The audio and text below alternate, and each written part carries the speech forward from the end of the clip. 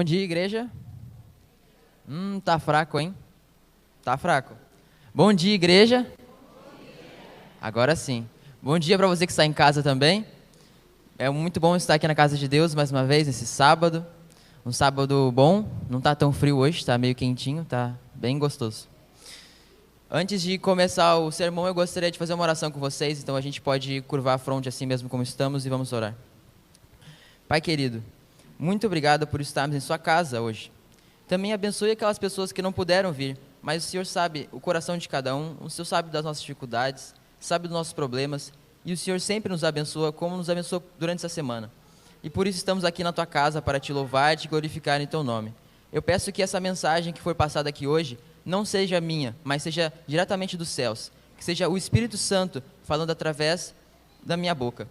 É o que eu te peço e já te agradeço, em nome de Jesus, amém.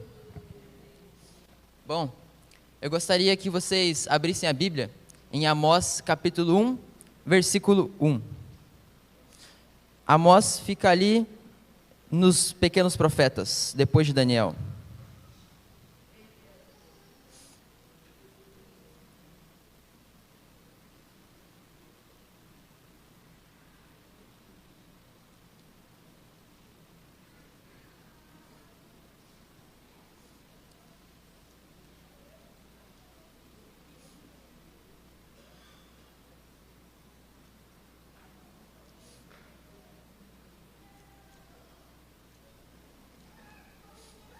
Logo após Joel ali, aí vem Amós. Oséias, depois Joel, depois Amós. Quem achar aí Amós capítulo 1, versículo 1, pode ir lendo em voz alta para a gente.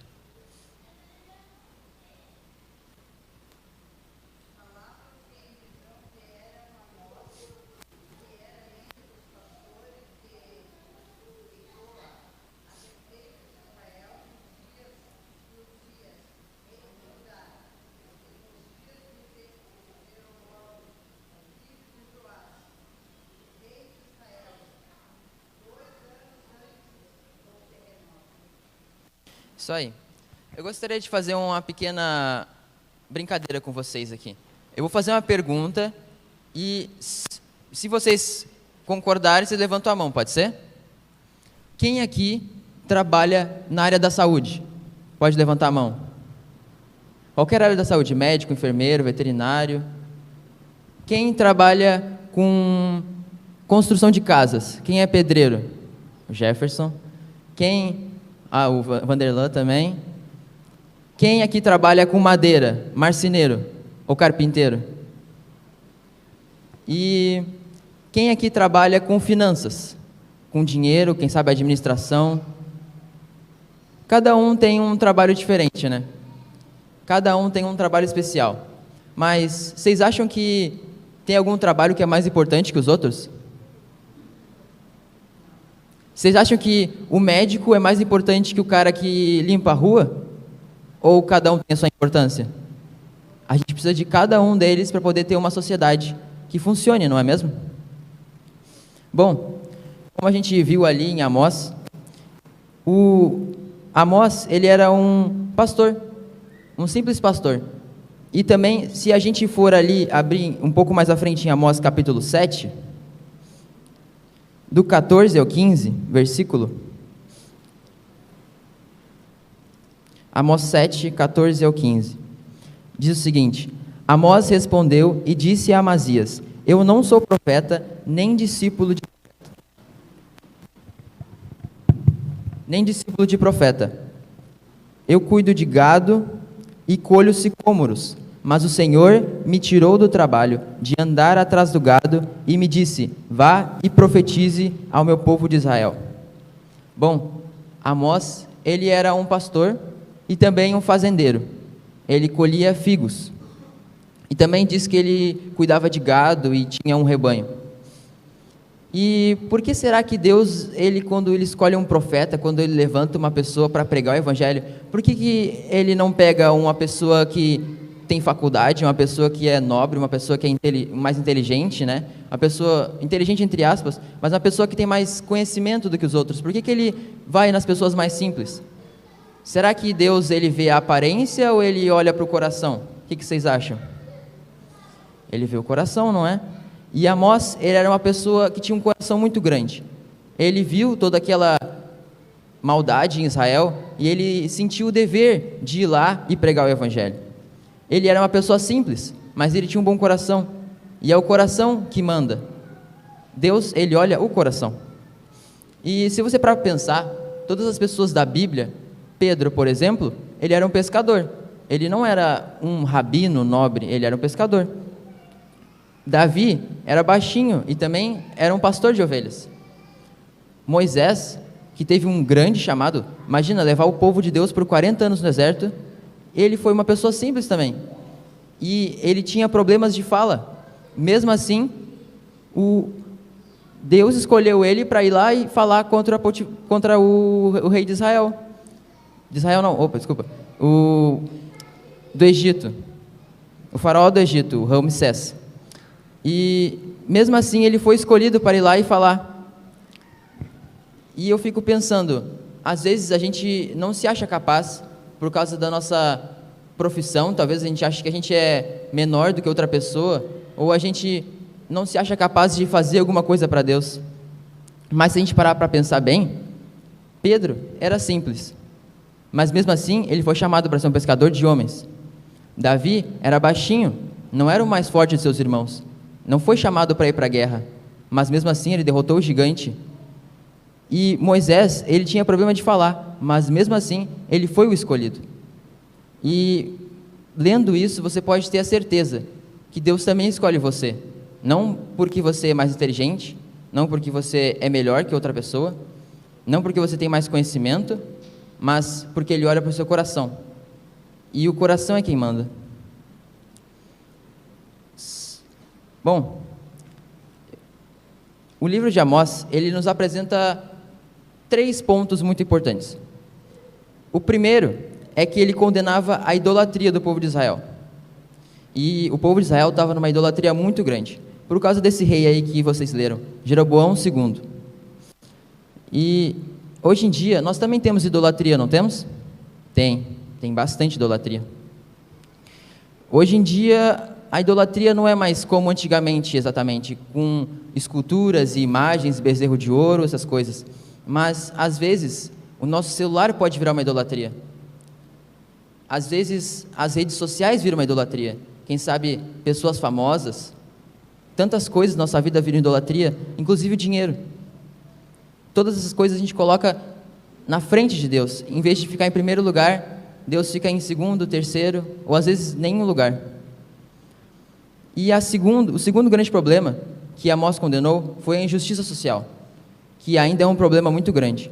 Porque nós podemos ver que tem países que são muito ricos e outros países que são muito pobres.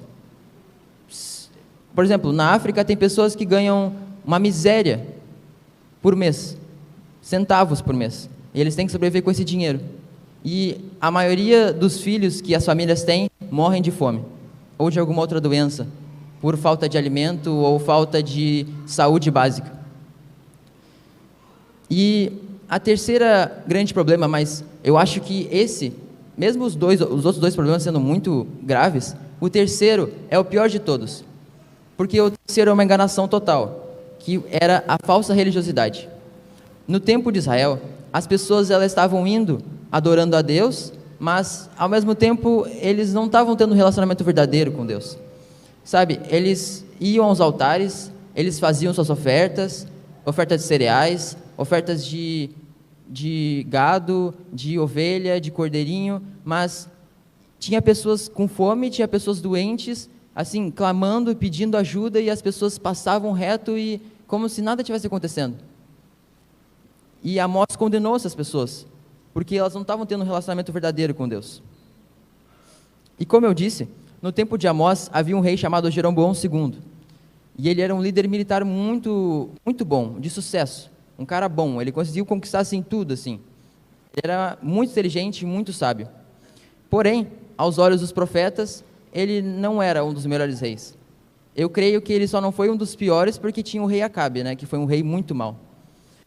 E a sua riqueza, todas essas coisas que ele conquistou, tudo isso subiu a cabeça dele e ele fez com que a idolatria fosse espalhada por Israel. E então, como eu disse, Amós ele sentiu o chamado no coração e ele não aguentou mais e ele foi. Ele foi lá pregar para aquelas pessoas. Pregar sobre a breve destruição que eles teriam da Síria, que iria destruir Israel. E Amós, ele acusou os ricos de ignorarem os pobres e permitirem a injustiça em seu país. Ele fez uma pergunta que eu achei muito forte. Ele perguntou assim: é essa família que uma vez foi negada a justiça e foi escravizada no Egito? A família que Deus resgatou da opressão? Olha que ironia. O povo de Israel, que sofria no Egito por escravidão, era chicoteado e tinha que fazer tijolos e carregar muito peso, agora está fazendo a mesma coisa. E Amós, capítulo 3, versículo 2, diz o seguinte: de todas as famílias da terra, somente a vocês eu escolhi, portanto, eu os punirei por todas as suas iniquidades. Deus diz que de todas as nações, todas mesmo, ele escolheu Israel para pregar. Israel era o povo dele, foi o povo escolhido. E isso deu para eles uma grande responsabilidade e também um grande chamado. E a gente sabe que quando a gente tem uma grande responsabilidade e a gente não cumpre com essa responsabilidade, a gente tem grandes consequências. E foi o que Israel teve. E eu fico pensando, nós, adventistas, cristãos, também temos um grande chamado, não temos? A gente também tem uma grande responsabilidade. E se a gente fugir do nosso chamado, também teremos grandes consequências. E agora eu tenho uma pergunta para vocês. Qual que é o nosso chamado aqui na Terra? Qual que é o nosso dever? Por que Deus escolheu um povo? Por que Deus escolheu uma igreja? Qual é o chamado? Alguém sabe?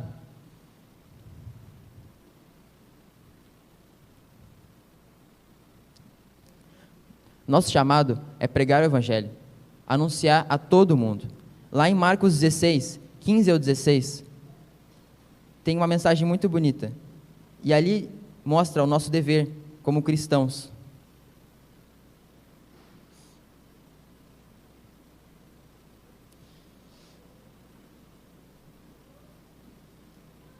Marcos 16, 15 ao 16.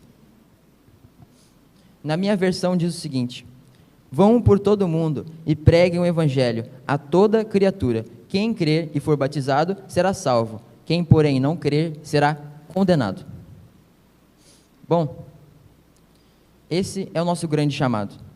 Mas, frente a um chamado tão grande, a um dever tão importante, eu fico pensando, como será que a gente pode fazer para cumprir esse dever? Porque se é um dever tão importante, tão grande, a gente tem que saber como que a gente vai fazer. E Ellen White, ela diz como que nós podemos cumprir esse dever. Ela fala o seguinte: os ministros de Deus devem aprender o método de trabalho de Cristo. Essa é a única maneira pela qual podem cumprir o seu dever. O mesmo Espírito que viveu em Cristo deve ser a fonte de seu conhecimento e o segredo do seu poder. Bom, agora a gente sabe como que a gente pode cumprir esse dever. A gente tem que ser igual a Cristo. Mas agora vem outra pergunta. E qual que era esse método de trabalho de Cristo? Vamos descobrir abrindo a Bíblia em Mateus 4, 23.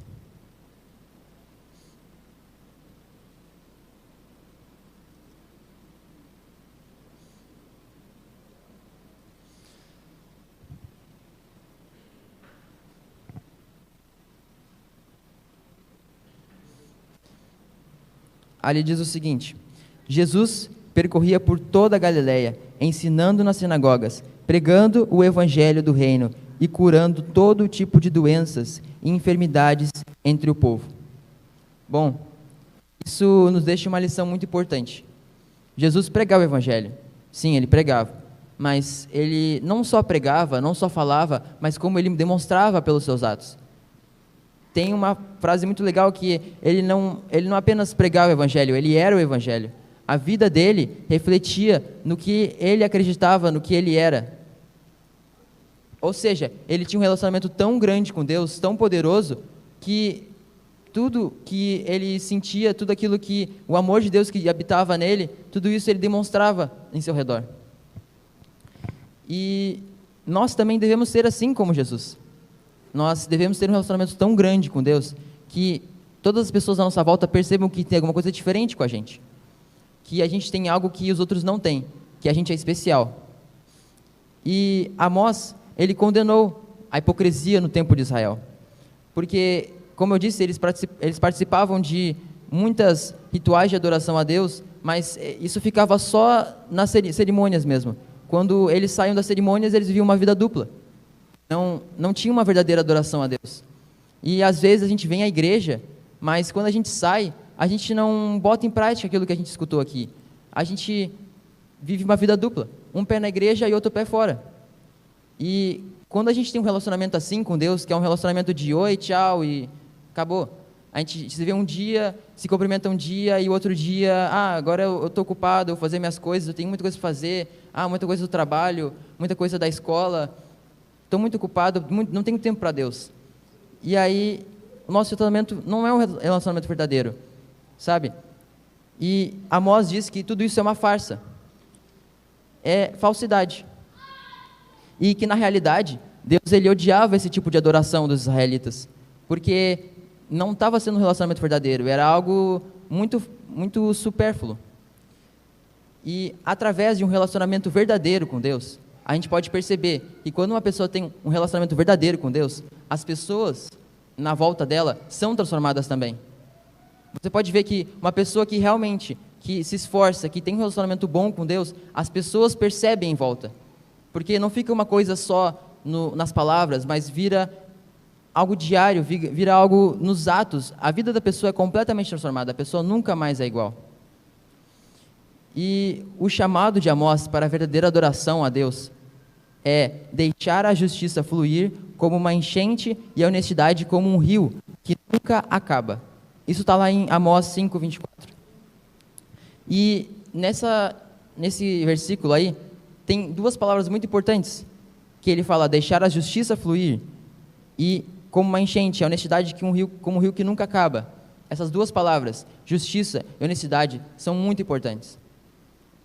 Olha só, as palavras justiça, no caso, justiça do hebraico, significa CDK, que são relações justas entre pessoas que não se importam com suas diferentes classes sociais.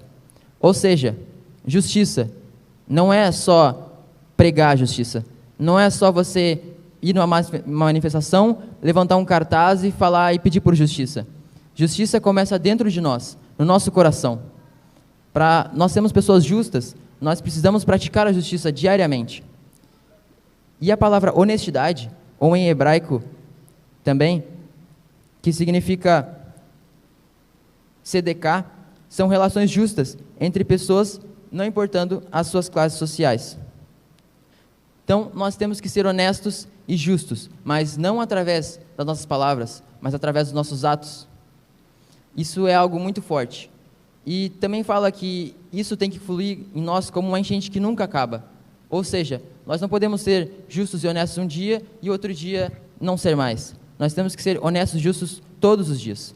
E assim nós podemos alcançar uma verdadeira adoração a Deus.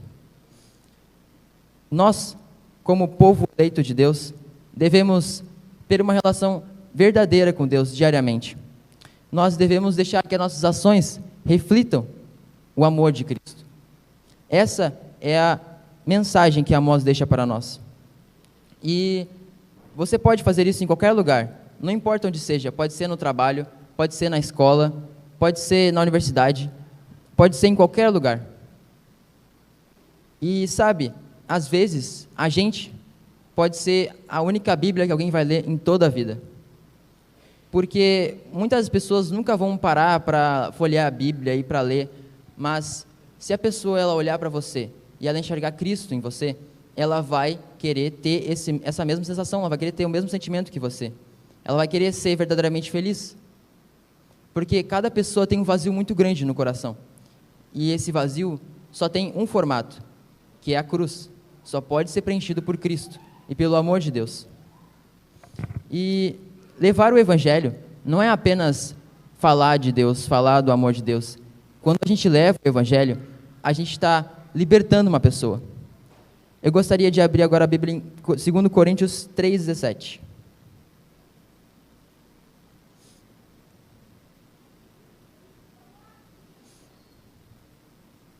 Ali tem uma mensagem muito importante, muito interessante. Fala que onde está o Espírito de Deus, ali há liberdade. Sabe, o Evangelho é a vida eterna.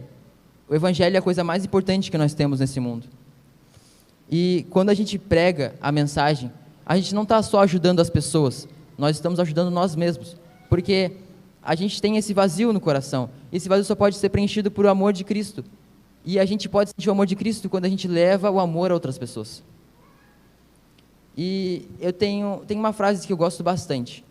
E eu gostaria que vocês guardassem essa frase também no coração de vocês agora. Que fala: a maior alegria é conhecer Jesus Cristo. E a segunda melhor alegria é levar Jesus Cristo a outras pessoas. É torná-lo, Jesus Cristo, conhecido a outras pessoas. Essa é a maior alegria da nossa vida. Sabe, conhecer Jesus é bom. Mas fazer com que outras pessoas conheçam também esse mesmo amor, esse incrível amor de Cristo, esse infinito amor de Cristo, é muito melhor. E a Bíblia, ela relata que os primeiros cristãos, as primeiras igrejas que foram fundadas por Paulo e Barnabé, essas pessoas que receberam o amor de Cristo, eles ficaram tão cheios do amor de Cristo, com tanta alegria, que a mensagem se espalhou rapidamente por todo mundo habitado, porque eles não conseguiam se conter de alegria, de emoção. E todos nós, assim como os primeiros cristãos, assim como o Jefferson disse, podemos ser pedras úteis para a construção de Jesus. Jesus, ele é o construtor mestre, e nós somos pedras que podem ser colocadas e usadas por ele. E se você permitir ser usado por Deus, você vai ver que coisas impressionantes acontecem, ou até coisas impensáveis acontecem. Sabe, quinta-feira, nós tivemos o PG, e eu dei um testemunho lá, muito interessante. Como o Jefferson disse, eu era muito tímido, e eu estudei minha vida inteira na escola adventista, do 1º ao 9º ano. E acabou que agora no ensino médio, já estou no 3º ano, eu fui para a escola pública. E a escola pública é bem diferente da escola particular. Ainda mais quando a escola particular é a escola adventista. E eu ficava pensando, como é que eu vou falar para os meus amigos do amor de Jesus? Como é que eu vou mostrar para eles que é isso que eles precisam para a vida deles? E aí, eu tive uma oportunidade. A professora, ela pediu para a gente apresentar um trabalho sobre uma empresa, qualquer empresa. E eu estava sem ideia nenhuma do que fazer. E aí eu orei, eu comecei a pensar, até que um momento eu senti uma coisa diferente. E aí eu percebi que eu tinha que fazer o trabalho sobre a Casa Publicadora Brasileira. E acabou que deu tudo certo, porque a gente estava no meio do Impacto Esperança. E eu juntei uma coisa com a outra, e aí eu fiz o trabalho, apresentei a Casa Publicadora Brasileira para meus amigos na escola, e depois que acabou, eu entreguei um livro para cada um. E eu achei que aquilo seria uma coisa meio boba, assim, né? Porque, não sei se alguém vai ler e tal, mas pelo menos eu entreguei. Eu me senti muito feliz de ter entregado aqueles livros. E aí, isso deu muito resultado, porque alguns amigos meus vieram me dizer que o único livro que eles leram na vida toda deles foi do Impacto Esperança. Que eles não gostavam muito de ler livro, mas o livro que eu dei, eles leram. E um amigo meu, ele falou que ele está lendo mais a Bíblia agora por causa minha. E isso me deixou muito feliz. Isso mostra que, quando a gente tem um relacionamento verdadeiro com Deus, os nossos amigos, nossas pessoas ao nosso redor, eles também são mudadas pelo amor de Cristo. E isso é muito legal. Também tem uma amiga minha que é autista, e ela disse que a mãe dela lê o livro do Impacto Esperança todo dia para ela, de noite, antes de dormir. E também a Bíblia e tal. E isso é uma coisa que não tem preço, nada pode pagar esse amor de Cristo, nada pode pagar essa coisa que preenche nosso coração de felicidade e de amor, que é um amor verdadeiro. E agora eu gostaria de contar uma historinha para vocês, uma ilustração, que representa muito bem a pregação do Evangelho. Bom, certa vez havia um recém-convertido, um novo cristão na fé, que recém estava dando seus primeiros passos, mas ele tinha um desejo muito grande no coração dele, que era de subir no púlpito e pregar para as pessoas. Era o que ele queria fazer, ele sentia esse chamado, ele queria muito ir. Só que tinha um problema. Ele era muito tímido, muito tímido. E ele não sabia como que ele ia conseguir fazer isso. Ele achava que no momento que ele subisse aqui, ele ia começar a gaguejar, ia dar tudo errado, ele ia falar tudo errado, e ele não estava conseguindo vir aqui pregar. Mas mesmo assim ele estava sentindo aquele chamado, aquele desejo muito grande no coração. E ele pensou assim: eu acho que depois da primeira vez que eu for, vai ser mais fácil. Esse era o pensamento dele. Depois que eu for uma vez, aí vai ser mais fácil. Então ele pensou: eu vou pegar minha Bíblia, eu vou ir lá para a floresta, onde não tem ninguém, onde é vazio ali, no mato, e eu vou pregar sozinho, eu vou começar a treinar para conseguir subir aqui na frente e pregar. E ele foi, pensando que depois da primeira vez seria mais fácil. E ele entrou na floresta, ele pegou a Bíblia dele, ele não preparou um sermão, ele foi deixando que o Espírito Santo usasse ele, que a mensagem dele fosse fluída pelo Espírito Santo, que tudo que ele falasse fosse natural e não fosse pensado. E ele abriu num texto muito conhecido, que é Apocalipse capítulo 3, 20, que fala que Jesus está à porta. E ele começou pregando e tal, e falando, e ele foi tudo natural, tudo tranquilo, e chegou o momento do apelo. E ele queria que fosse bem original, que não fosse nada falso. Então ele foi fazendo o apelo dele para as pessoas e tudo mais, ali, como se tivesse muita gente escutando ele, mas ele estava sozinho ali no mato, treinando. E quando ele acabou de falar, ele fez o apelo, e ele queria dar uma marca de autenticidade no apelo dele. E ele falou assim: Jesus está oferecendo nessa tarde uma oportunidade a quem queira aceitá-lo. E quem quiser, dê um sinal levantando a mão. E aí, algo muito inesperado aconteceu. Algo impensável aconteceu. Algo que só pôde ser real pela obra do Espírito Santo. De repente, surgiu do meio do mato, do meio das árvores, onde provavelmente ninguém pensaria que havia alguém lá, surgiu um criminoso foragido, com os braços levantados, chorando, em lágrimas, com o coração quebrantado ele estava, pedindo que Jesus entrasse na vida dele. Um criminoso foragido foi transformado por uma pessoa que estava com vergonha de pregar. Olha só que lição. E ele confessou: eu aceito Jesus como meu Salvador. Eu aceito Jesus. Essa história nos traz uma lição muito importante.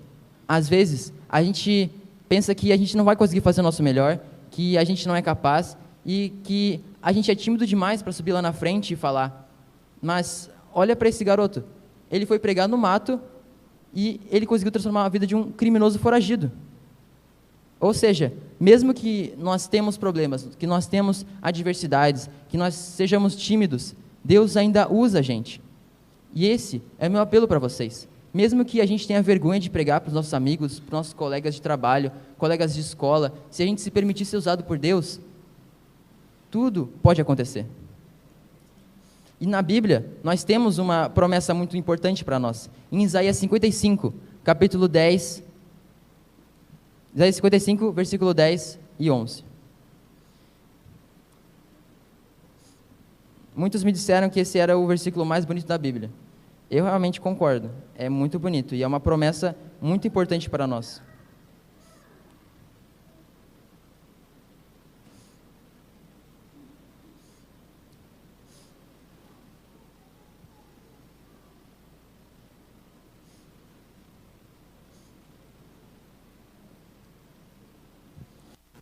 Bom, Isaías 55, versículo 10 ao 11, diz o seguinte: porque assim como desce a chuva e a neve dos céus, e para lá não torna, mas rega a terra, e a faz produzir e brotar, e dar semente ao semeador, e pão ao que come, assim será a palavra que sair da minha boca. Ela não voltará para mim vazia, antes fará o que me apraz, e prosperará naquilo que eu enviei. Essa é uma promessa para nós. Toda a palavra que for lançada fora não será perdida, mas criará a semente no coração das pessoas e produzirá bons frutos, mesmo que demore, mesmo que pareça que não vá. Então, mesmo que você seja tímido, mesmo que você ache que você não consegue, Deus diz o contrário. Ele fala que toda palavra que for lançada de você não irá fora, mas dará fruto, dará sementes. E se Cristo, eu fico pensando, se Cristo, ele deixou as 99 ovelhas para ir buscar uma que falta, será que nós não podemos fazer o mesmo? Será que nós estamos muito aconchegados no nosso curral, lá com as 99 ovelhas, que nós ignoramos a uma ovelha que saiu? Será que a gente não pode fazer o mesmo que ele fez? Será que isso não seria negligenciar o nosso dever, nosso chamado como cristãos, que é de pregar o evangelho? O verdadeiro pastor, ele deseja intensamente salvar outras pessoas. E ele deseja que elas ouçam as verdades da palavra. Com os olhos fixos na cruz do Calvário, acreditando que o Salvador estará com ele até o fim, o pastor ele procura ganhar pessoas para Jesus. E o céu, considerando participante todos os que são chamados, escolhidos e fiéis. Apocalipse 17, 14. O pastor, o verdadeiro pastor, ele procura buscar todas as pessoas para o reino dos céus. E nós, como cristãos, também devemos buscar todas as pessoas para o reino dos céus. E agora eu quero fazer mais uma brincadeira com vocês. Eu quero que vocês imaginem, só imaginem, se por um minuto vocês tivessem uma visão, e nessa visão vocês vissem que Jesus vai voltar hoje, ou amanhã, mas que vai ser muito breve. Imagina só isso. Agora, tem um problema. Só você sabe disso. O mundo inteiro, ninguém sabe. Só você teve essa visão que Jesus vai voltar. E vai ser muito rápido. O que você faria? Só pensa, não precisa responder, mas pense. O que você faria se só você soubesse que Jesus ia voltar? Eu acredito que você provavelmente pensou que você sairia correndo e gritando para todo mundo que Jesus está voltando, não é? Porque se é só você que sabe, você precisa avisar para todo mundo. Só que acontece que a gente não sabe nem a data, nem a hora, nem o tempo, se é de manhã, se é de tarde, se é de noite, mas a gente sabe que vai ser como um ladrão na noite. E a gente não tem uma data específica, então a gente não pode se preparar para essa data. Então a gente tem que se preparar todos os dias. Não só, Jesus vai voltar sábado, então quando chegar sexta-feira, aí eu vou me preparar. Não, a gente tem que começar a se preparar desde segunda-feira, porque a gente não sabe, ele pode voltar qualquer dia da semana. E você não pode deixar de compartilhar a mensagem de Jesus, porque se Jesus pode voltar a qualquer momento, ou se nós podemos acabar morrendo, acabar perdendo a chance de pregar para as pessoas, ou alguma pessoa que você ama acabar se perdendo, a gente tem que pregar todos os dias, na nossa vida, com os nossos atos, com as nossas palavras, todos os dias, todo momento, aonde estivermos. E agora, para finalizar, eu gostaria de ler mais um versículo da Bíblia com vocês, que se encontra em Amós capítulo 8, versículo 11 ao 12.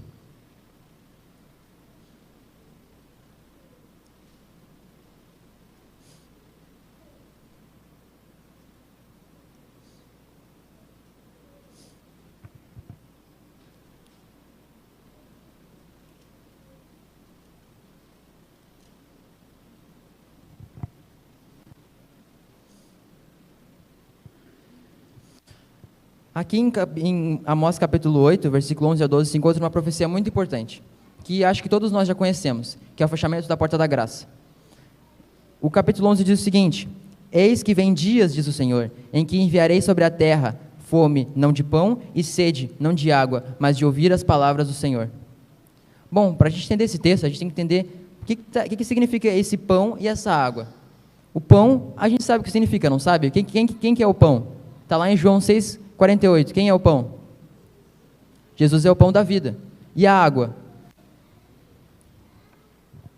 Alguns podem achar que é Jesus também. Não está errado, mas na maioria das vezes a água ela significa o Espírito Santo.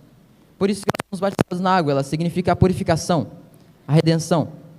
E se aqui está escrito não de pão e não de água, então não terá, cessará o ministério de Cristo e do Espírito Santo. E quando Jesus está no santuário intercedendo por nós e o Espírito Santo na terra, todos os nossos corações eles são moldados para pedir perdão, para se arrepender dos nossos pecados. A Bíblia, ela é um livro muito importante, mas ela só faz a diferença nas nossas vidas porque tem o Espírito Santo que está nos levando ao arrependimento e às boas obras, e Jesus que está intercedendo por nós lá no céu. Se não fosse isso, a Bíblia seria só um livro, nada mais. Por isso que vai vir um dia onde Jesus vai acabar o seu ministério de intercessão, e aí o Espírito Santo vai acabar também junto. E nesse momento as pessoas vão procurar a palavra de Deus e não vão mais achar, porque elas podem até ler a Bíblia, mas elas não vão poder mais se arrepender, porque Jesus não vai estar mais trabalhando no coração delas, nem o Espírito Santo. E eu tenho certeza que ninguém aqui quer passar por esse sentimento, porque no versículo 12 diz que andarão de mar a mar, e do norte até o oriente, e correrão por toda parte, procurando a palavra do Senhor, mas não acharão. Então, não existirão mais pastores, porque não vai precisar mais de pastor, porque não vai ter mais arrependimento, já acabou o tempo da graça. Não vai precisar mais de igreja, as igrejas vão estar fechadas. E aí as pessoas vão estar procurando, eu quero ver um pastor pregando. Aí uma pessoa vai falar assim, lá nos Estados Unidos, lá em Chicago, tem um pastor pregando. Aí a pessoa vai pegar um avião e vai até lá procurar o pastor. Mas a verdade é que não vai ter mais pastor, não vai ter mais pregação, não vai ter mais pegar no grupo, não vai ter mais estudo bíblico, não vai ter mais escola sabatina, não vai ter mais nada. E nesse tempo, a decisão final já foi tomada. E eu sei que cada um aqui, nesse tempo, quer estar já com a decisão tomada, ao lado de Cristo, e não ao lado do mal. Por isso, eu também tenho esse sentimento e, todos nós temos pessoas que nós queremos salvar. Antes desse tempo, o tempo do fechamento da porta da graça. Todos aqui têm pessoas que amam e querem levar para o céu, não tem? Quem tem pode levantar a mão. Todo mundo tem pessoas que querem levar para o céu. Às vezes tem pessoas que conhecem a Jesus, mas estão afastadas. Tem pessoas que não conhecem a Jesus ainda, mas nós queremos levar essas pessoas no céu com a gente. Nós queremos estar com essas pessoas no céu, porque ir para o céu é muito bom, mas estar com as pessoas que você ama lá no céu é muito melhor.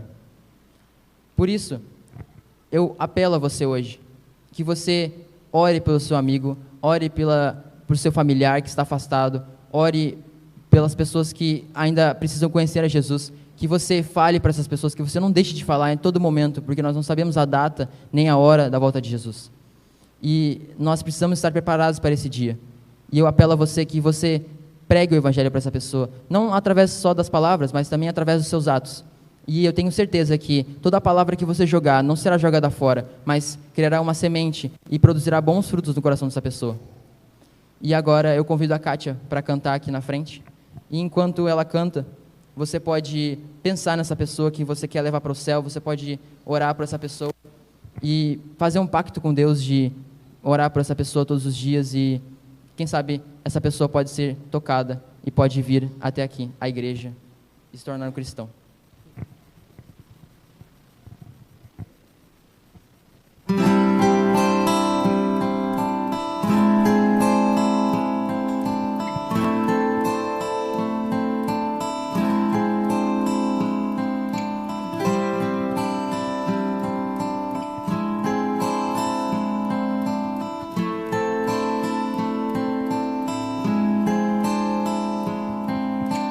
Onde quer que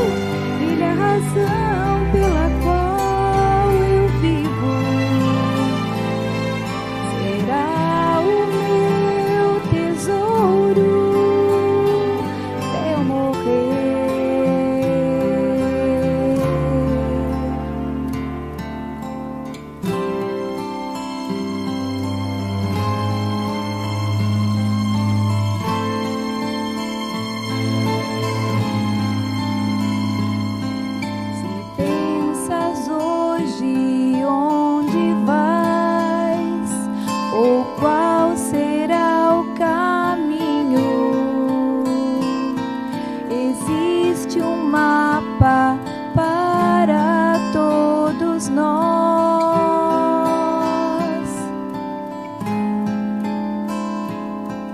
Se nós o lermos e o seguirmos aonde ele indica, não nos perderemos, só temos que escolher.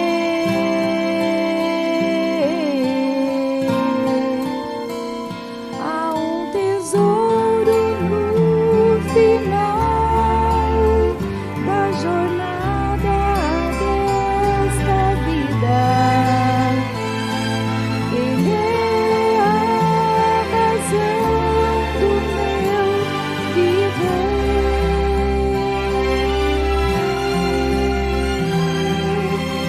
Cristo é o tesouro e a razão pela qual eu vivo. Será o meu tesouro até eu morrer.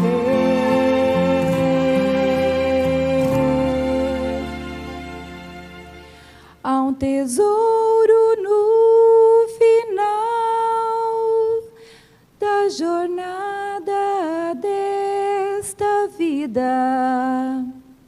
Ele é a razão do meu viver.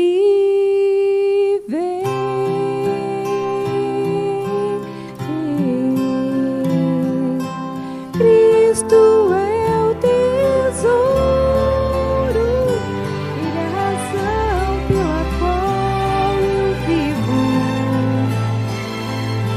Será o meu tesouro até eu morrer.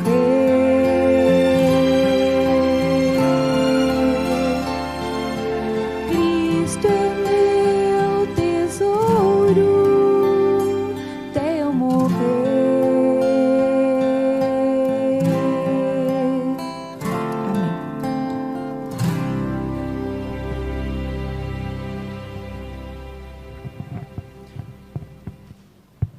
Peço a todos que se levantem agora para a nossa oração final. Curvemos nossa fronte e vamos orar. Pai querido, muito obrigado por escutarmos essa mensagem vinda diretamente dos céus durante esta manhã. Que o Senhor nos leve de volta para casa agora com um sentimento de renovação no nosso coração. Que as pessoas que, cada pessoa aqui tem uma pessoa que quer levar para o céu junto. Nós queremos estar com todas as pessoas que nós amamos no céu, quando o Senhor voltar. E o Senhor conhece cada pessoa, cada coração, que o Senhor esteja cuidando daquelas pessoas que estão afastadas de Ti, cuidando daquelas pessoas que ainda não conhecem a Jesus, mas que o Senhor esteja abençoando para que elas possam mudar de vida, para que elas possam ser transformadas, e que as pessoas que nós estaremos orando durante essa semana, que elas possam ser reavivadas, que o Senhor nos leve em segurança de volta para casa, que o Senhor esteja conosco durante esse sábado, abençoe a nós, em nome de Jesus, amém.